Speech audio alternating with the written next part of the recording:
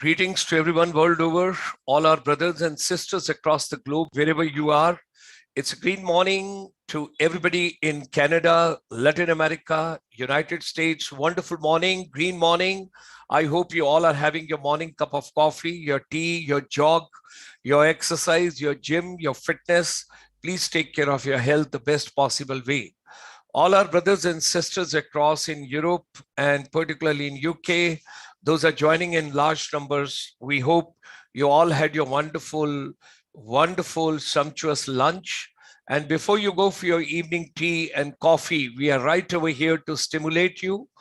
And people, those are in ASEAN, before you go to sleep, because you're 1.5 hours ahead of India, but of course, different time zones are there. Somewhere it's 1 hour, somewhere it's 2 hours, somewhere it's 1.5 hours.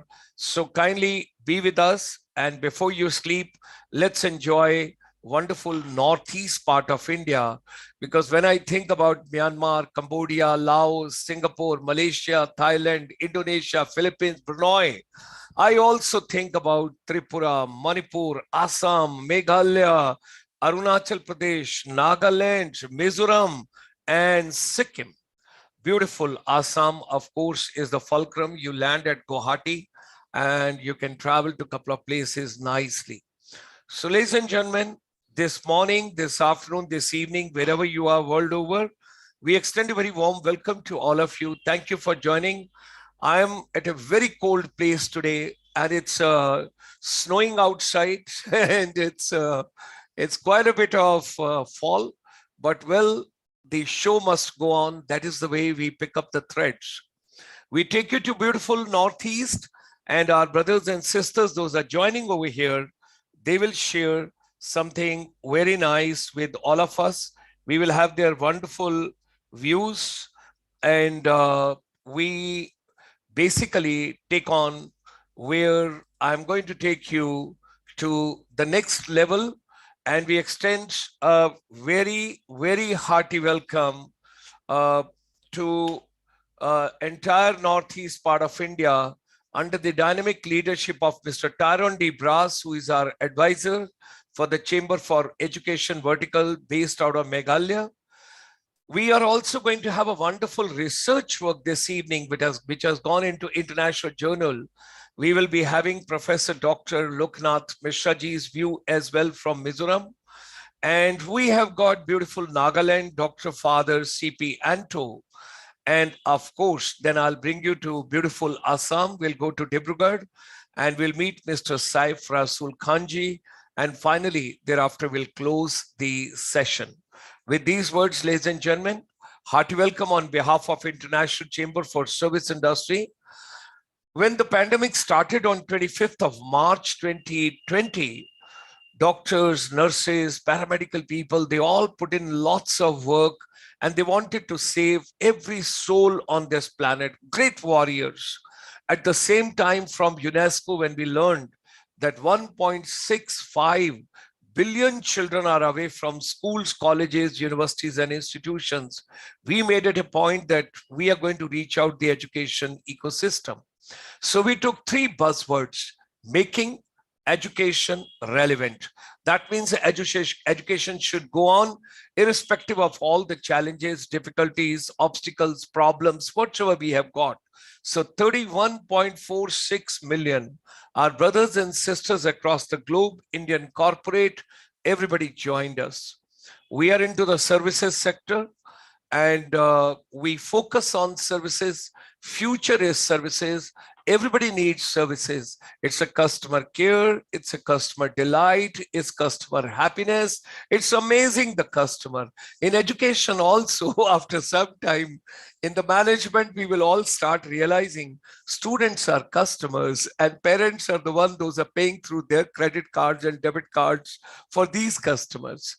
We are very happy that 1994, we brought India's first finishing school, and that is for the services vertical, where basically the tourism, hospitality, airlines, retail, media entertainment, radio, television, theater, music, films, whatsoever we can think of.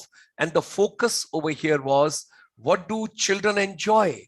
What do students like?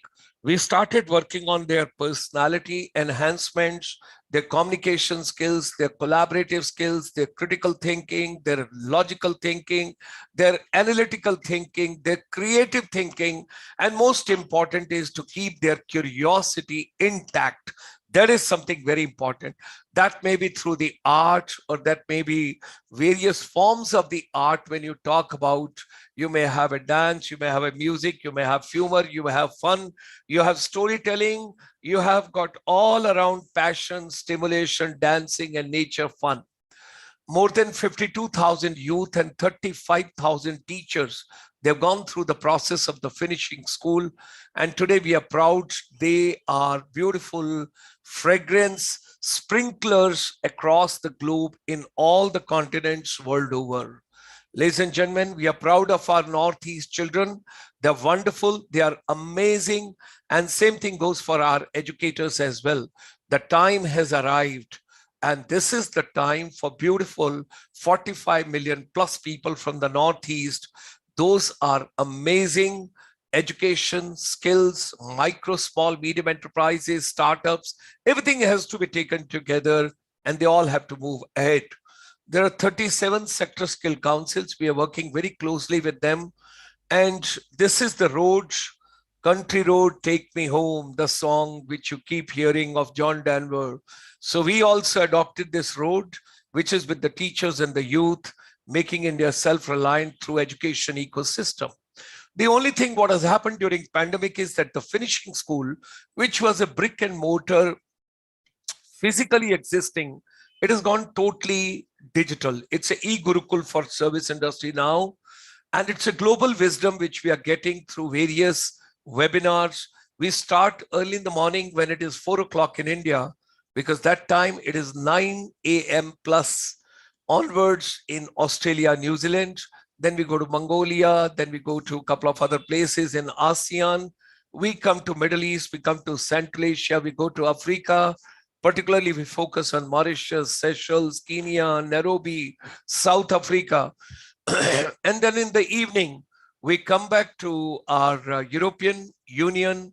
We go to Canada, we go to America, we go to Latin America, and we come to our beautiful Bharat, wonderful India and South Asia.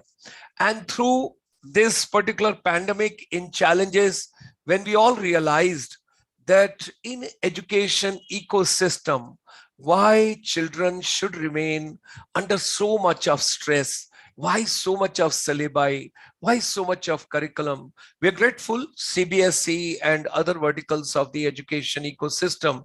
They have reduced the syllabi tremendous, but I think it's need further chopping. And same thing goes in the higher education, technical education, engineering education, management education, and of course, vocational education as well. So let's make education happiness. It should be relevant to our day-to-day life. Let's enjoy, because there's no pride tag to the mental happiness, and ultimately what is going to be useful in my life, that I should pick up. So education, skills, micro, small, medium enterprise, they are inseparable. Tomorrow morning, every Sunday, we meet our president and we will be taking you to United States. We'll go to Woodbury University, Burbank, California. And our president will address, nowadays he's talking on holistic leadership. It's an amalgamation about 100 leadership books which have been put together, all kind of leaderships in all verticals. And of course, in education, what kind of a leadership is required. Tomorrow morning, don't forget to join us at 9:30 a.m. for the live telecast on the YouTube channel, GS Motivator. And tomorrow at 11:30, we will be taking you to media entertainment industry, Bollywood and Tollywood. And of course, Hollywood is the amalgamation. And we are nowadays tapping the North India film tourism potential, how radio, television, theater, music, films, all to be brought together. And tomorrow evening, like every Sunday, we have got non-resident Indians. So tomorrow evening, you'll be meeting President, Indian Chamber of Commerce, Cambodia. He is also the advisor, ICSI, for the ASEAN region since 2020. We would be meeting him tomorrow evening at 8 p.m. and he'll be talking about, because This year is very important. It's an ASEAN-India 30 years partnership. So what is the roadmap ahead? Tomorrow evening, don't forget to join us at 8 p.m. Monday, we are starting something very interesting. If you go to Scandinavian countries, over there in 2000, right from the Denmark, there was a concept which started. It's called human library. One is the physical library, traditional library, where you have seeing books are being kept in the shelf. You come quietly, you are silent, you are not, nobody to talk, keep quiet, silence, please. And you open the first page, second page. By the time you get into meditation, your eyes start getting closed, or you keep watching others, whether others are reading or not, they're in the library. So that concept has got changed now. And now there is a new human library. All the 60 years and above age, they talk about my story, their lifetime story. It's a practical story. It's a project practicum. It's a project work. It's an internship. It's a practical part.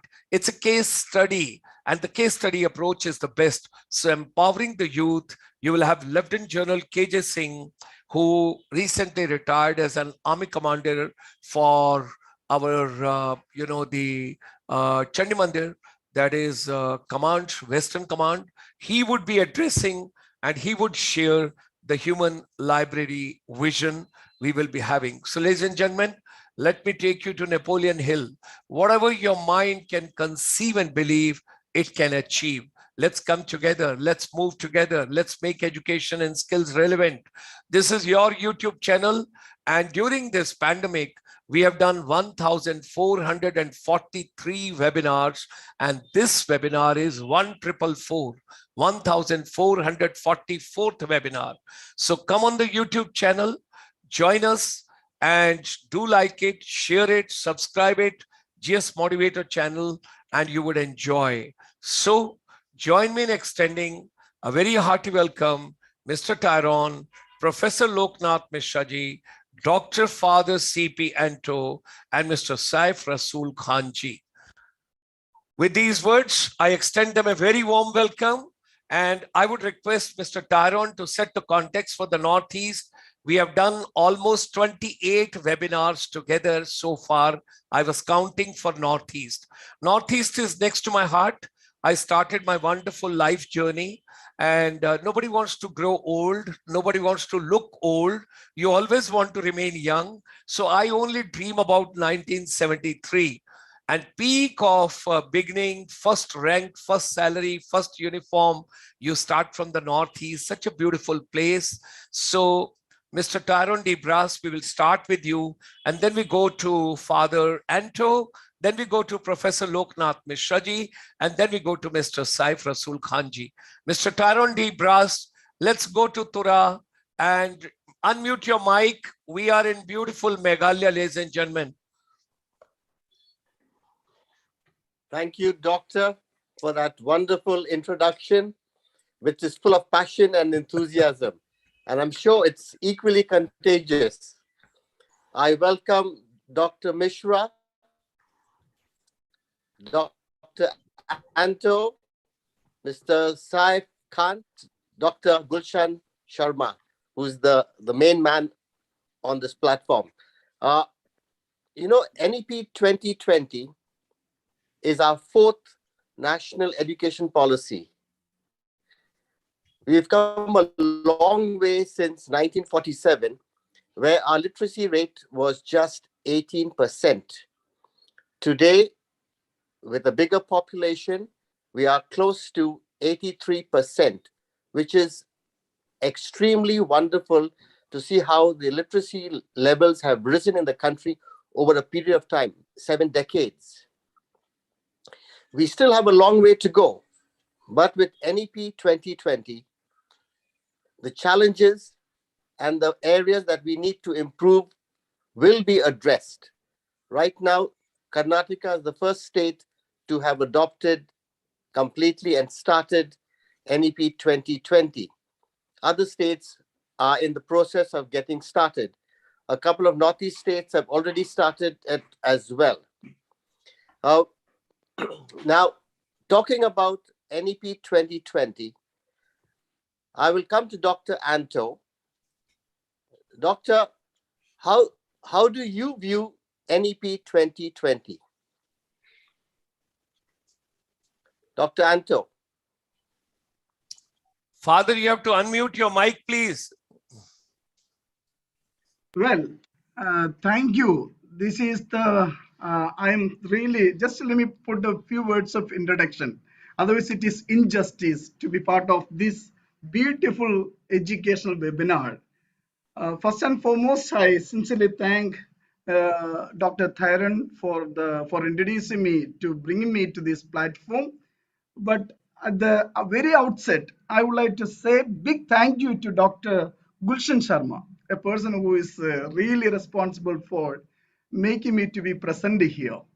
And secondly, Ma'am Chitra and the organization, International Chamber for Service and Industry, for organizing such a beautiful and academic seminar, which is going to be benefited by many people in the national, international level. So, good afternoon, good evening, and good morning, wherever you are. Thank you, sir, for asking this beautiful question.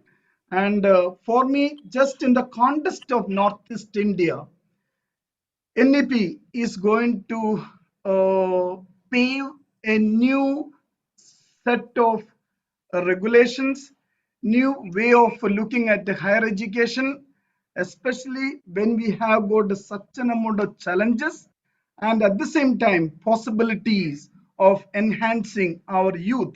As we all know, we have over 1,003, precisely 1,000, not 3 universities and a huge number of colleges, whereas about, I have written down around 554 central universities, 125 deemed universities, and 361 private universities, and number of thousands of colleges and institutions of importance.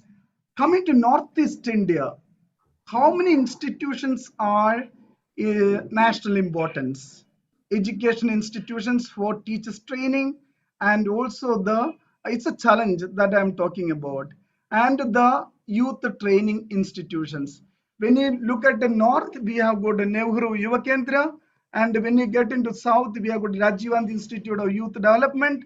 But coming to Northeast India, it's a great challenge. We have got such an amount of youth resources. We have got 40 universities, central and state, and around 800 colleges, and huge number of vibrant, smart, competent, creative, innovative youth of Northeast India. And this NEP, for me, if there is a strong political will, we know that Northeast India is at least 50 years, 30 to 50 years back, traveling institutions in comparison with southern and northern part of India. So therefore, as Sir Gulshan rightly said, when are we going to have this open education system?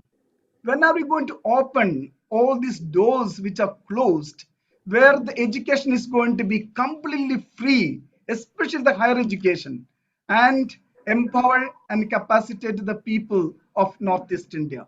If NEP is going to hit the target, empowering, enabling, and enhancing the knowledge of teachers, the faculties, to that professional excellent level, and then to skill the youth of Northeast India, I think we are going to contribute a lot for nation building. And lastly, NEP is a national level. And I should suggest at this moment, Northeast India is unique. Northeast India is the flora and fauna are beautiful. The youth of Northeast India are different. The terrains are different. Therefore, I should suggest talking to the NEP is one thing, but I should suggest to the national and organization like yours to start a new policy only for Northeast India. I don't know how you look at it, and it is a challenging. At the same time, the education system in comparison with national level, when you come to the Northeast level, the school education, higher education, which I mean university educations, are completely different. The people, the institutions need to improve in the infrastructure level and also the quality level. The outcome-based education can bring tremendous changes. Therefore, I suggest a new policy only for Northeast India. National policy education is excellent and it is hitting in the youth directly, and it is going to make our nation better and competing with the global level. Thank you, sir. Mr. Tyrone, you can take it on. You can unmute your mic, Mr. Tyrone. Father, we would like to thank you. Thank you very much for your wonderful views. What I could interpret and understand that the new education policy 2020 is wonderful, but in that, let us incorporate that it should be dovetailed in such a way, keeping the local terrain, climatic change, necessity of the ground realities. There should be a little bit more to be incorporated, which is prevailing in Northeast to suit Northeast. Is that the suggestion, Father? Exactly. I think Mr. Tyrone, please take it on, please. Thank you, Doctor. Dr. Anto, I think the point you raised about a slight modification with the national education policy vis-a-vis with the Northeast itself, I think should be accepted, should be welcomed by all free thinkers. And as it is in the concurrent list, education is in the concurrent list, I am sure when the states do introduce NEP 2020, they will definitely bring in the culture of their state, the geography of their state, and thereby we will have the best of India and our own individual states. That's the Mr. Tyrone, I'm sorry, I can't help laughing. There is something very interesting which has come to my mind. At the age of 72, I shouldn't forget, so I must share with the audience and with Father also. Way back, our chamber got the responsibility to do a particular training program in one of the states in the Northeast. The temperature was in minus, but as per the standard operating procedure, at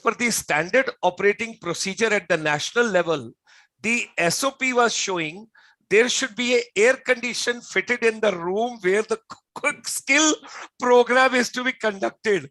So the inspection team, when they came, I laughed at them. I said, please see the ground realities into consideration. And you're telling AC should be fitted here. It's a minus temperature. He said, sir, what you can do is you can put the blanket on the AC, but AC should be fitted. Yes. So I'm sorry. I'm supporting Father. And Mr. Tyrone, I'm 100% with Father. What he's trying to convey is, let us understand what are the ground reality and what is needed in the Northeast. Okay, please, let's go ahead. That's right. That's right. I mean, the ground realities have to be taken into consideration to make anything a success. And the suggestion that Father Anto has given should be welcomed by everybody.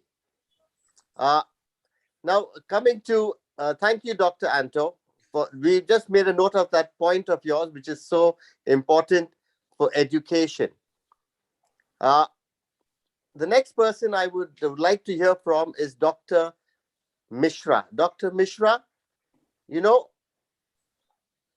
yes, our gross enrollment ratio is still very, very low. And in order for that to improve and double by the year 2035, we would need to have one new university every week. How are we going to increase and double our gross enrollment ratio in the country? And Mr. Tyrone, before Mr. Mishra, Professor Mishra takes on, I must share 1.7K brothers and sisters across the globe are watching this program. You can see it on the YouTube. 1.7K. That is the audience which we have got from 131 countries. Let's have Professor Dr. Loknath Mishra ji with the efforts of Mr. Tyrone D. Brass. Thank you. First of all, I may thanks to Dr. Gulshan Sharma. Namaskar, sir, and Mr. Taran, and Dr. Father Anto, and Mr. Saif Rasul Khan. With regard to the question of Mr. Taran, that with the gross enrollment ratio, we have to think about that NEP. We have discussed in the NEP that NEP is a complete package how to improve the gross enrollment ratio or increase the gross enrollment ratio. The students, if you see the statistics of the students, that those who have completed their secondary education, higher secondary education, they are not coming, all are not coming to the higher education. They are drop out somewhere, or they are going to vocationalization of education. We are considering only the higher education system. Vocational education is not coming under the higher education system so far.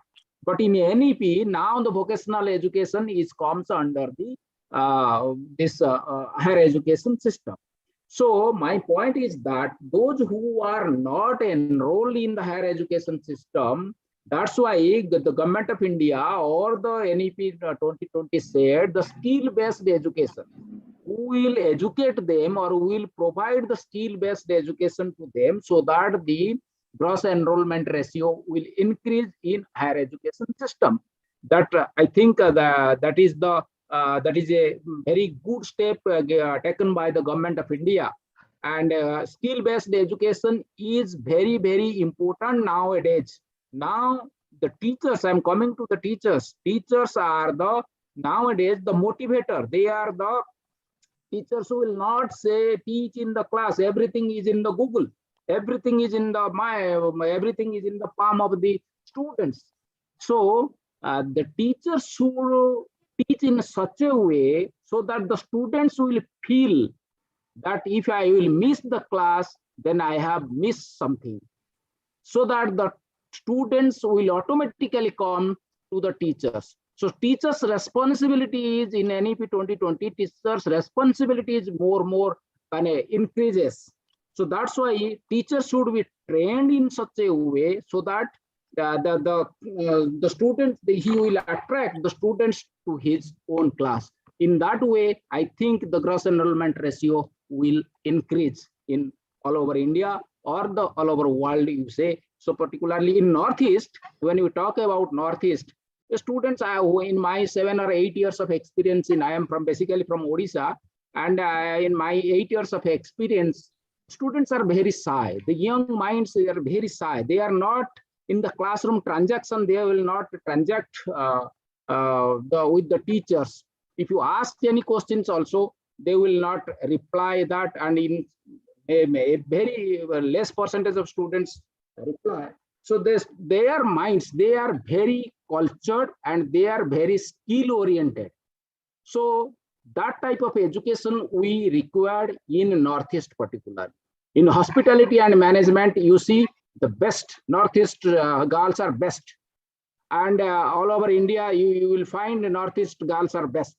And in carpentry, also tailoring, bamboo making, and all these things, vocational type of educations or skills, the Northeast youths are also very strong or very empowered, or the skill is very, very powerful, and they are very, what we call, they are very interested in working in that field. So in order to increase their skills, so that type of education is required, particularly in Northeast.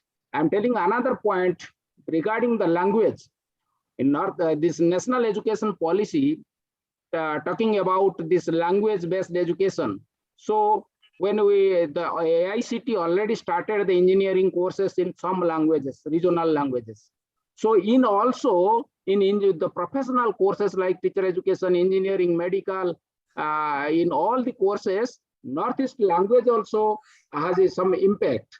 So we can suggest to the government of India to think about the language of the Northeast. I think that these things will be help to Mr. Tyron about the increasing gross enrollment ratio in the Northeast, particularly, and in country as a whole. All right, Dr. Mishra. Dr. Gulshan had mentioned about your research paper that's gone global. Yeah. Could you tell us briefly about the research work you have done? Yeah, and it has gone recently. It has gone recently. We must appreciate. Yeah. Heartiest congratulations. Yes. Thank you, Dr. Gulshan Sharma and Mr. Tyron. That recently I have published one paper on faculty induction program of newly recruited teachers of higher education, a case study in Mizoram University. Particularly, I have designed a course for the so far as higher education is concerned, and no teachers are trained. Government of India has not given training to the higher education teachers. They immediately pass the MA or master degree or postgraduate and a NET PhD. They immediately jump to the teaching profession. Teaching is not a cup of tea, just you can take it. Teaching is an art as well as a science. So that training is required for the higher education teachers also. What Government of India started, the refresher program and the orientation courses are there. This is 1 month or 15 days courses is not sufficient for the training of teachers in higher education. They don't know how to evaluate. They don't know what pedagogy they will implement in the class, what type of new technology are there. This simply, if a physics teacher, I can say, give an example, if a physics teacher doesn't know the dark room, what is the dark room, what he will teach, what pedagogy he will adopt, and how he will transact in the classroom. They have not seen in the, even if it were nowadays, degrees are, this is a platform, I don't know if this is a platform I share or not, degrees are selling. So I asked one MSc student in my class, postgraduate MSc physics, in some other part of the country, not in Northeast. I said, what is dark room? He said, no, sir, I have not seen in the dark room. So this type of teachers we are producing now. So my point is, I have highlighted this in my research that we have to train the higher education teachers in a 3 months package. I have developed a course, 3 months package, that course, and that I have implemented in Mizoram, particularly the higher education. I consulted with the director of higher education, and I have taken 120 teachers, phase-wise 120 teachers. I have given 3 months training. Then I conducted an experiment on that. Then the faculty development program, I also that observed that their lessons. So this is my research, and the outcome is very good. They said that in the induction program, suppose induction program, those who are newly recruited teachers, I am giving you just 2 to 3 points. What courses I have started. Role and responsibilities of faculty, academics in higher education. First, then this is a module I have developed. This is a module, and module 2 is university structure or college structure and its functioning. They should know the university structure or the college structure. If they don't know the university structure and the college structure, then how they will function? Then pedagogy and techniques. That is very, very important. Pedagogy. I have given much more stress, that means much more importance, and 30 days on pedagogy. There is a flipped pedagogy. New pedagogy is called flipped pedagogy, because flipped pedagogy means IIT, of course, all IITs are adapted the flipped pedagogy. When I was in US, I learned that flipped pedagogy with some professors. I developed that flipped pedagogy also. If another class, Professor Dr. Gulshan Sharma will give me, that I will elaborate what is flipped pedagogy. So flipped pedagogy means we will give all the material to the students in advance. They will learn themselves. They will come to the class. we will discuss, the teacher will act as a facilitator. This is a nutshell of the flipped pedagogy. Then come to the assessment and evaluation. The procedure of assessment and how you will evaluate. It is a very, very interesting thing, and it is a top for the teachers. They don't know how to frame the question also. If you think, if you go for, there is a knowledge, understanding, application, skill, all the Bloom's pedagogy, the Bloom's taxonomy, then these 4 types of domains will come. There's knowledge, the knowledge, understanding, application, and skills. They don't know teachers, those who are newly recruited teachers, they don't know how to frame the questions. So we will, I have given a module how to train, how they are acquainted with this knowledge of this techniques of evaluations and framing questions. Another important point is academic leadership. If you are in the head of the department, if you are a principal, or you are a course in charge, how you will function, that is also important for a teacher. Academic leadership, that we call in academics, we call academic leadership, because you have to do all these works when you are in this professor. So academic leadership, I brought one, University of Pennsylvania. I have a MOU with this University of Pennsylvania, and Professor Peter was there. He developed a course. I adopted that course, and I trained these teachers on academic leadership. Then researches. Another important point is researches. When, so far as higher education is concerned, research is very important. Innovation is very important. Research and innovation means nowadays what we are doing, it is, I may be excused for that. Those who are doing PhD just copy and paste from other things, and they are producing, this is a research. I may be excused for that. Being a teacher, I should not say it like this, but I am very much afraid, or I am very much dissatisfied with the system, because as a teacher educator particularly, the research, if you conduct a research which is useful, which is not useful for the society, what is the meaning of that research? We will conduct the research what will be useful for the society, and it will add knowledge to the system. Then our research is fruitful. Otherwise, we will not do this such kind of research for the sake of a degree only.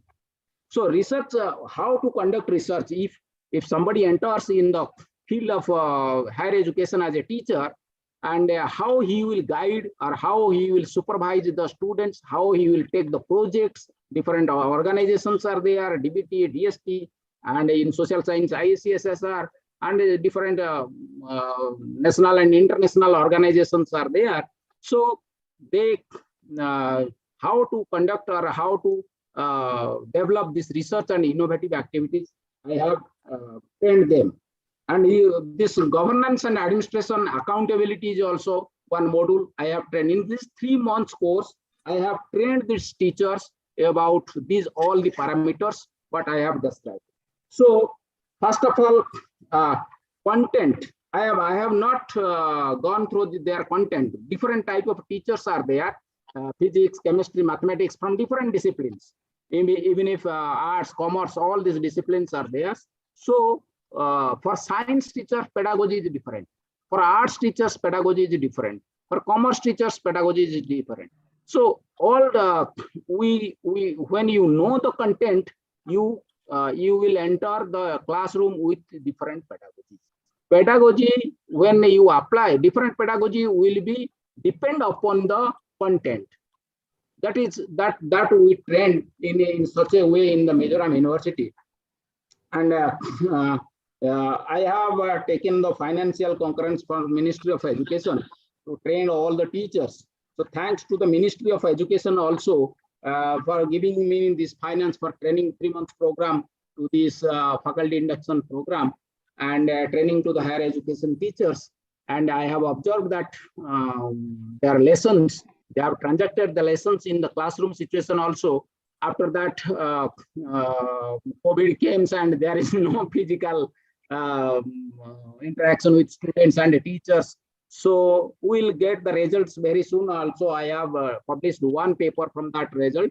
and other results are we are waiting, and we will publish also in the different international reputed journals. Right, doctor. I'll congratulate you for that wonderful study that you've done. How would it?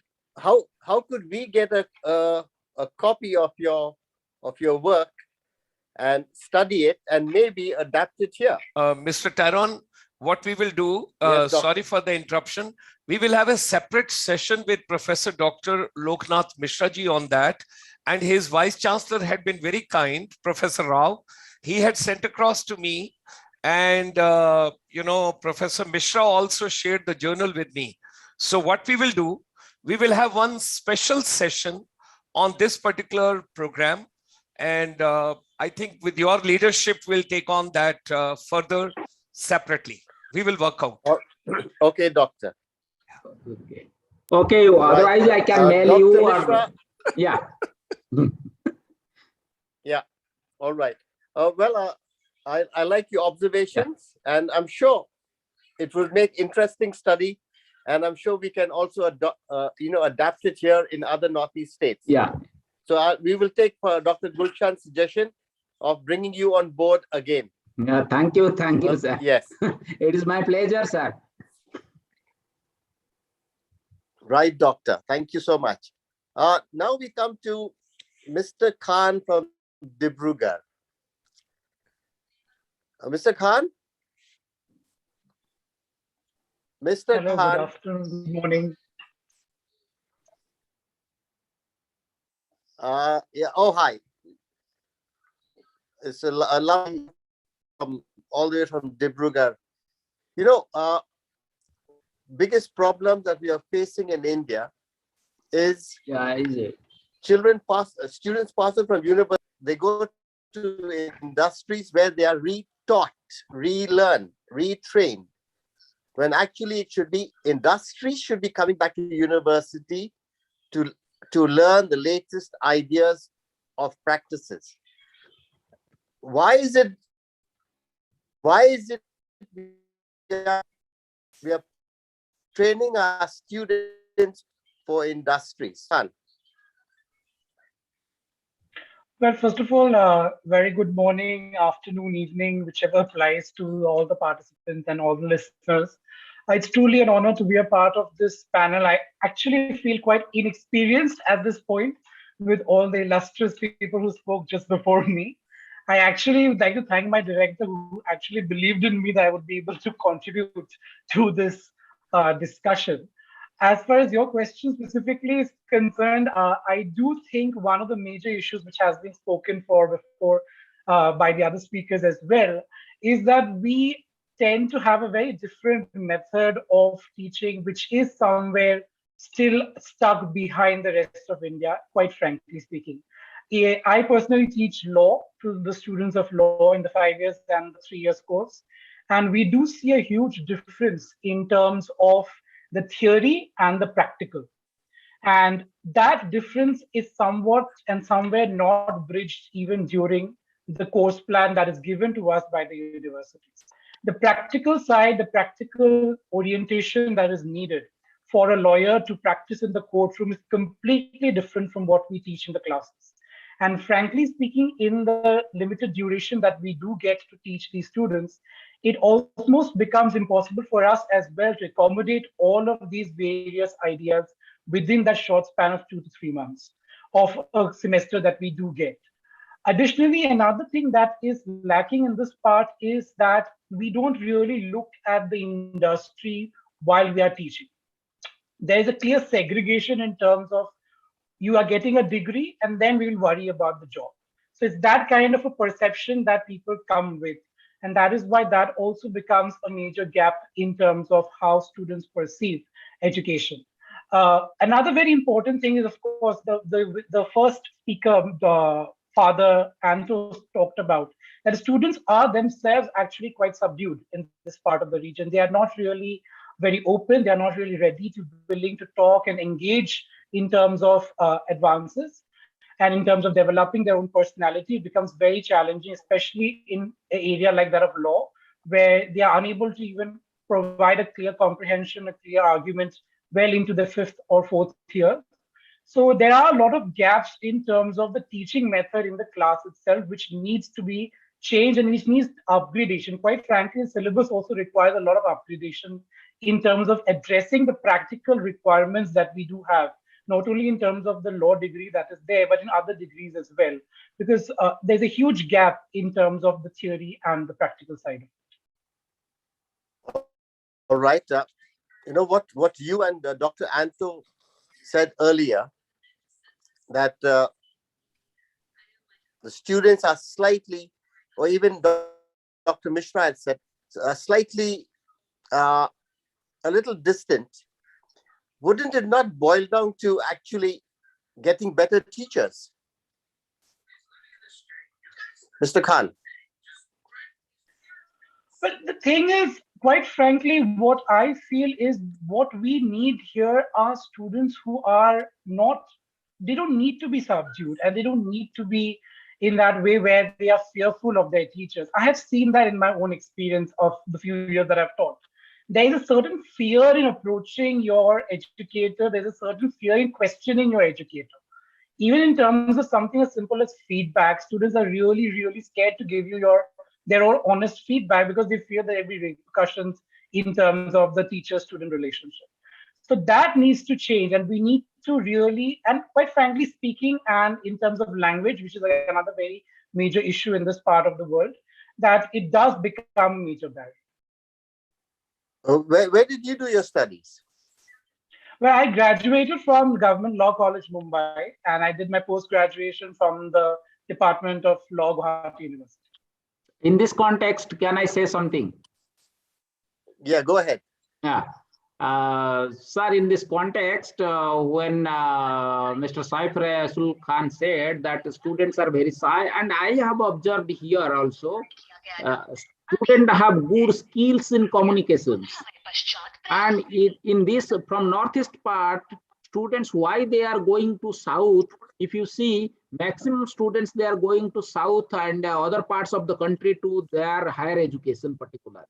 So we should think about that, how to improve the higher education system in Northeast India. That is a very important point.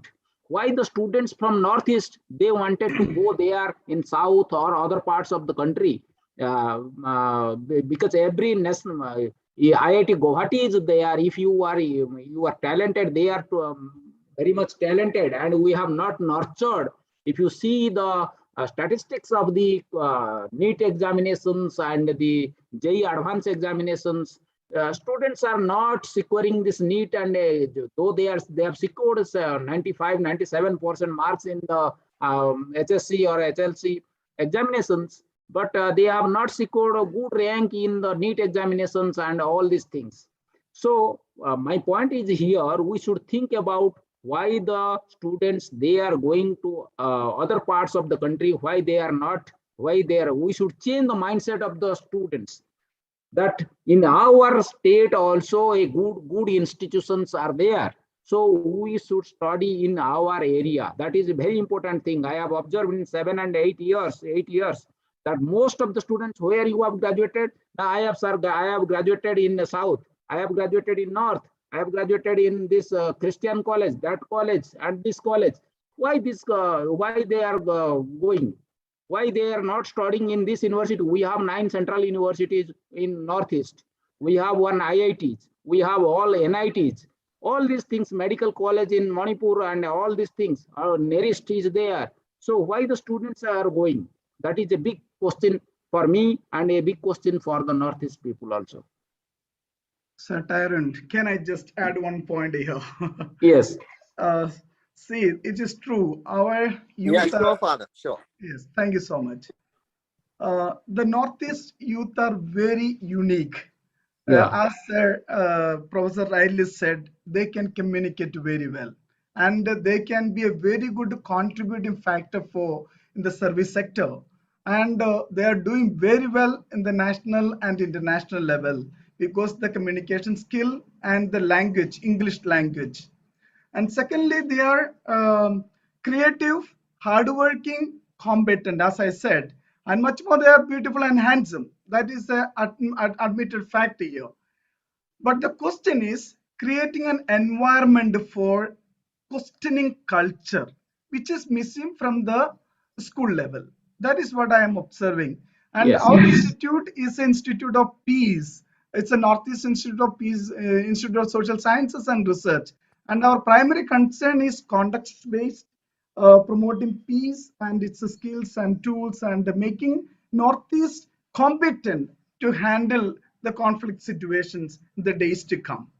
Though the new education policy is broad-based, multidisciplinary, holistic, especially in the undergraduate education, which is very flexible, it has a tremendous opening for the youth of Northeast India.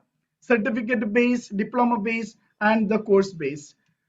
It all going to enhance the youth, particularly we are talking about today in Northeast India, is going to build youth of Northeast India that we may build the country. But my concern and the challenge, if the nation is the political will, I should say political will is there, I should say we should invest, we should establish an excellent institutions in Northeast India where youth are not drawn to south or north, but youth are controlled or able to stay here. That quality education should come up, and that is the main thing that I personally feel that we lack in the infrastructure development. When they look at the national level universities in north and south, and in the eastern part of India, when it comes to the northeast level, we are still lacking. I don't say we are failed utterly, but we are still lacking. Therefore, my sole concern at this moment, a mentor-mentee relationship can build our Northeast India in a unique manner. And the mentor from the north or south or outstanding excelling universities and colleges, adopting the colleges of Northeast and giving exposure to the youth of Northeast to the other parts of the country and even the international level. What I'm looking at it, a lot of goodwill from the private sector and public sector can build our nation better. And once you build Northeast India, I'm sure we are building the country in a better way.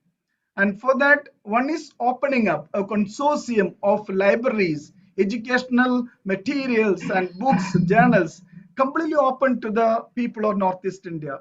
Accessibility to the excelling institutions in the national level. And also the fee structure. Our people are basically poor, financially not able. Therefore, there should be a special consideration for the people of Northeast India. I have been here for last 25 years and I have been into this education field. What I am looking at it, what I am feeling, though they are competent, the accessibility and the financial feasibility to reach to that excellent institutions is a Herculean task. Therefore, if the education is the heart, and educating the heart is more important, where we have love, we have empathy, we have sympathy for the people of Northeast India. And once that is done, I'm sure there will be a lot of connection.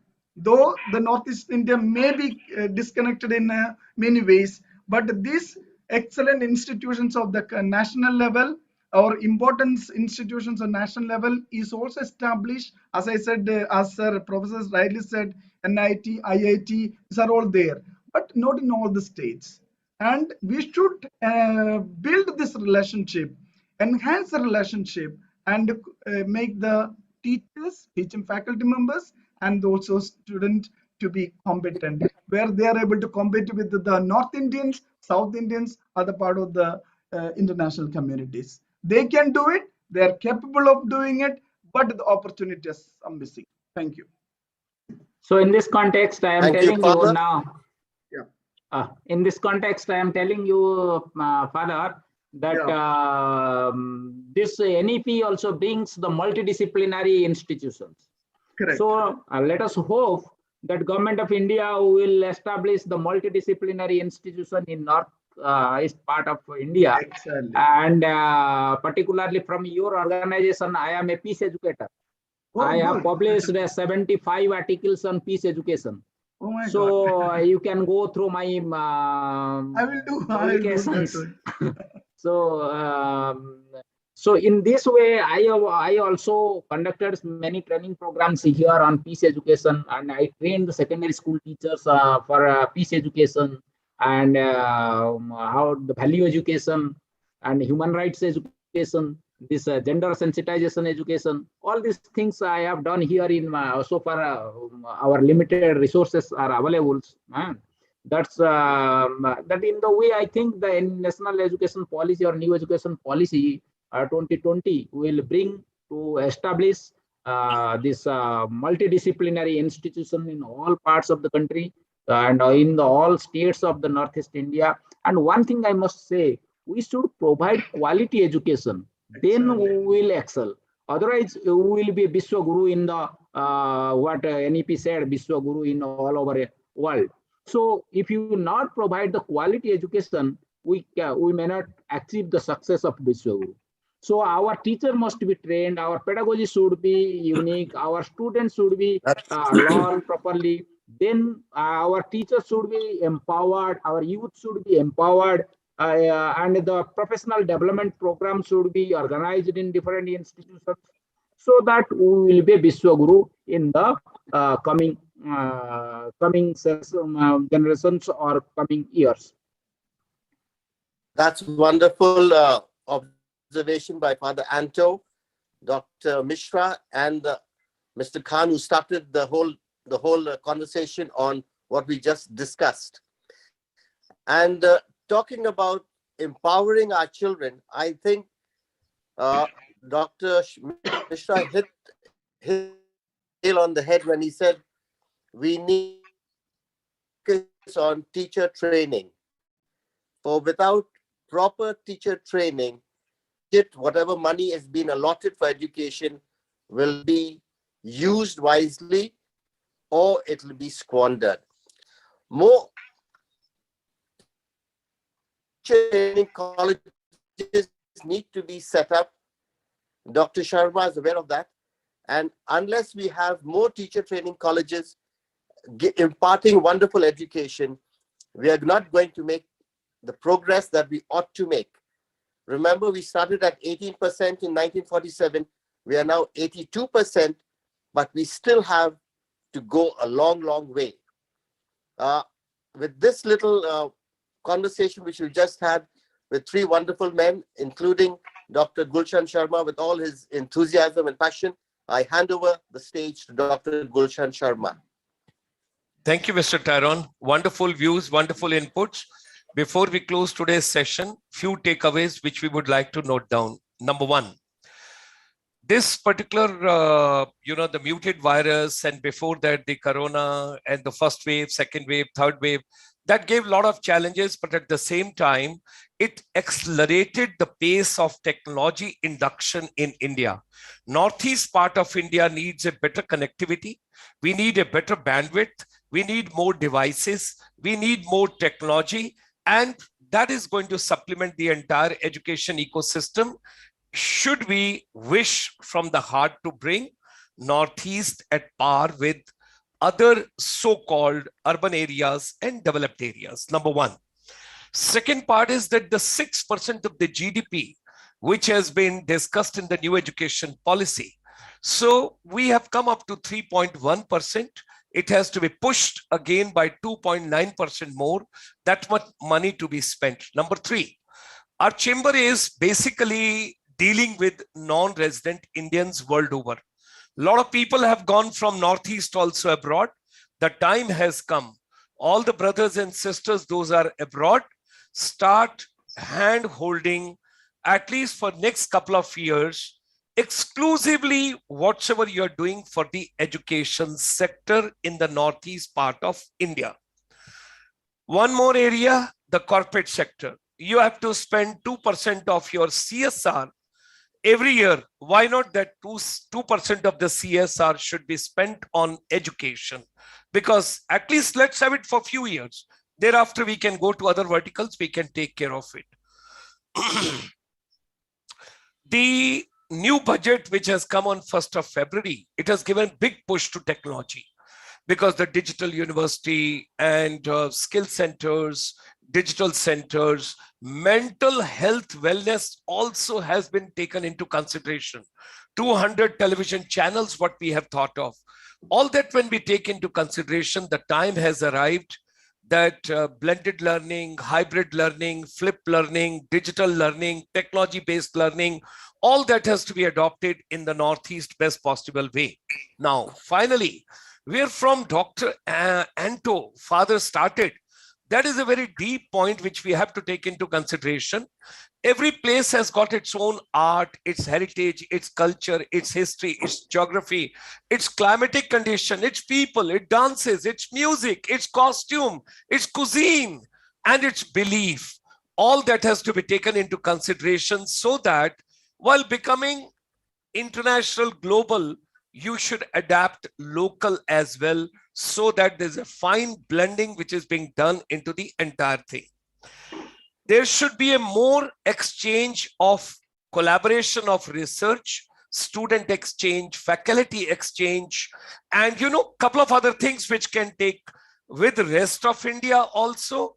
But at the same time, through the Ministry of External Affairs, Government of India, this year we are celebrating 30 years partnership between ASEAN and India. Why not the Northeast India, which enjoys the beautiful boundary wall with the Southeast Asian countries? We travel together and do the hand-holding little bit more through the education vertical. I think wonderful can be done. Quality education, yes, that's the need of the hour, which we all have to take. Something which somebody made a mention, political will. I personally feel there is a political will. Now there's a corporate will which is needed, and NRIs have to come together. But in realistic term, one is called making a policy, second is implementing a policy, and third is monitoring the policy. A lot of policies are being made, but how they are implemented, how soon they are implemented. Corona has done one thing good. It has done one thing good. It has shaken up the whole system with health sector, the second vertical which has been recognized, because earlier the parents, now the nuclear families, just the father and a mother, one child, two children, early in the morning depositing them in the school, and early in the evening like a ATM withdrawing them from the fixed deposit and then taking them home. That was being done. Now parents have also realized what exactly is not only producing children, but bringing up children also is a great responsibility. So new norm, the new pedagogy which has come, role of the parents have got multiplied. So it's a teachers, it's a youth, and it's parents. Together we all have to take on the entire journey. That's the way we have to move on. And finally, before we close the session, I would like to convey my deepest gratitude and thanks to Dr. Father C.P. Anto. I would like to convey my deep thanks to Professor Dr. Loknath Mishra ji and Shri Saif Rahul Khan Sahab. And of course, my brother from different mother, Mr. Tyrone D. Brass from Meghalaya, from Tura. I have got a great love for him, great regards for him, irrespective of whether it's a hailing storm or it's a summer or it's a winter or it's snowfall or whatever it is. Our show goes on every Saturday and it will be on. We will try and have. We require more brothers and sisters from Northeast. All the people, those are coming on this particular program, bring more educators, bring more scholars, share more vision. I'm looking forward to a day. And I would like to now take on Loknath Mishra ji. He might be coming from Odisha. I come from North India, but right before my eyes, I've seen the Lingpui airport coming up, the national highway coming up, the bypass coming up. I used to stay in the tourist lodge Chalthalang. I've seen the Mizoram University in 4 rooms when it was coming up. Now it's a huge campus and you all are doing extremely well. Last week we had Madam Pidiki and today we have got you. We will have another session with you. Kindly bring more people. And Father, I would make a humble request to you. I love entire Northeast and Nagaland plays very, very important role for all of us because Director Education, just before pandemic, we had a conference at the Hotel Radisson in Guwahati near the airport. And during that conference, when he came on the stage, he came with a guitar. First, he sang Jim Rohn, Cliff Richard song. And thereafter, he started his address. Children are musical. Children are beautiful. They are scintillating. They are very captivating. They're looking forward to the right opportunity at the right time, the right packaging, which we all have to do. Why not to organize one full day interaction with all the teachers, all the stakeholders, all the headmasters, all the principals?